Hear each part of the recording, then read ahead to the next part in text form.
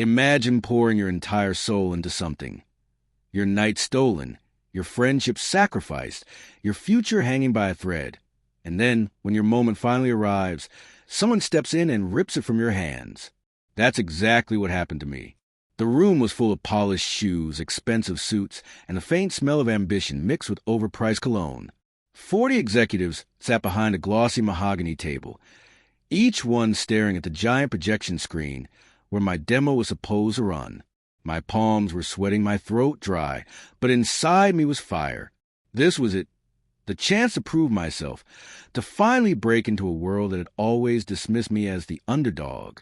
But then he walked in, a man from Harvard. Perfect jawline, perfect confidence, perfect resume. He wasn't just some stranger. He was someone I thought was a teammate, someone who shook my hand 100 times before. He looked me dead in the eye, smirked, and then he hijacked my demo. He stood where I should have stood, clicked where I should have clicked, and spoke the words I had rehearsed for months. My words. Every laugh from the board members, every nod of approval. It was like a dagger twisting in my chest. I could feel my heart breaking, but I forced myself to stay silent. Why? Because in that moment of humiliation, something deeper was born inside me. Not just pain, but resolve. You see, betrayal is a funny thing. It can break you, or it can build you into something unstoppable. That day, I made a silent vow. If he thought he could steal my work and take my future, then I would show him what real power looks like. And that's how this story begins. The story of how the Harvard man hijacked my demo, and how I locked him out an $80 million deal. The night before the big presentation, I was in my small apartment with cables, screens, and coffee cups everywhere. My demo wasn't just code, it was blood, sweat, and obsession. Every feature was designed to solve a real problem investors had been searching for. I believed in it like it was my child. I thought my so-called partner, Daniel, the Harvard golden boy, believed in it too. He had the connections, the network, the charisma. I had the vision and the product. Together, we were supposed to win. But that night, he didn't pick up my calls. He didn't show up for the final run-through. My gut twisted, but I convinced myself he was just preparing in his own way. Little did I know, he was preparing to bury me alive. The morning came. I walked into that sleek glass tower, nerves and hope battling inside me. I saw Daniel already there, laughing with the investors like he'd been friends with them forever. He barely acknowledged me. Something felt wrong, but before I could process it, the lights dimmed and the screen flickered. It was supposed to be my cue. But Daniel stepped forward. He clicked the remote. My demo, the one I built, appeared on the screen. And then, like an actor stealing the lead role, he started talking as if every idea was his. I froze. My lips wanted to move, but my pride kept me silent. I watched him sell my vision as his own. I watched those investors smile, impressed, and I watched my future evaporate in front of me. But in my silence, my mind was racing. If Daniel wanted war, he would get war. Cliffhanger. That night, instead of crying myself to sleep, I opened my laptop. What I discovered in the files changed everything.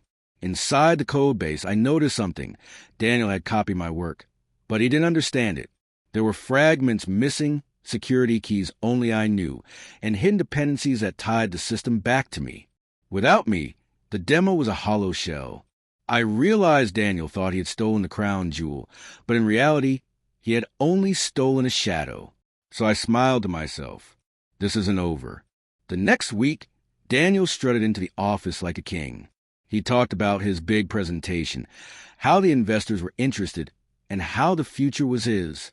He didn't even look at me anymore. To him, I was already erased. But he underestimated me. I quietly worked behind the scenes, tightening the locks, rewriting the code, embedding backdoors that only I could access. To the naked eye, the product looked fine. But when the investors would push it to the next level, when they would demand more than a demo, Daniel would crash and burn. Meanwhile, I built connections of my own. Silent conversations with the right people, strategic meetings in quiet coffee shops, whispers in the ears of those who really held the money. Every betrayal leaves a crack, and I was learning how to slip through those cracks. Cliffhanger. Then came the day when Daniel called me in panic. The system failed in front of the investors. And that was my opening. Daniel's voice was shaking on the phone. It's not working. They're demanding a fix. I need your help. For a second, I almost pitted him. Almost. But then I remembered his smirk, his betrayal, and the laughter of those board members when he stole my words. So I said calmly, "Of course, Daniel. I'll help you. Meet me tomorrow morning. Bring the investors." That night, I didn't sleep. I polished the real version of the demo, the one only I could run. I rehearsed every line, every detail, but this time with a different fire. I wasn't just pitching. I was reclaiming what was mine. The next morning, the room was tense. The investors sat with folded arms, their smiles gone. Daniel looked pale, sweating through his perfect Harvard suit. He tried to introduce me as his technical guy. But I stepped forward. "Actually," I said, locking eyes with the investors, "I'm the creator of this system." Silence. Then I ran the demo, the real one. Smooth, flawless, powerful. Features Daniel hadn't even known existed. Every investor leaned forward, their interest reignited. And Daniel, he was shrinking in his seat. When it was done, I looked directly at the board and said, "I can give you not just a demo, but a future. Without middlemen. Without lies." Cliffhanger. Their eyes lit up, and then the senior partner asked a single question that could change everything. "What about Daniel?" I turned to Daniel. His face was red, his lips trembling. For once, he had no script, no clever words. "This man," I said calmly, "try to take credit for my work. But code doesn't lie. It knows its maker." The investors shifted uncomfortably. Daniel stammered something about teamwork, about partnership, but I had receipts, timestamps, commits, contracts he'd tried to forge. I laid them out like cards on a table. The silence in the room was deafening. Then the senior partner leaned back and said, "We don't deal with liars. Daniel, you're out." It was over in seconds. The man who hijacked my demo was escorted out of the room. But for me, it was just the beginning.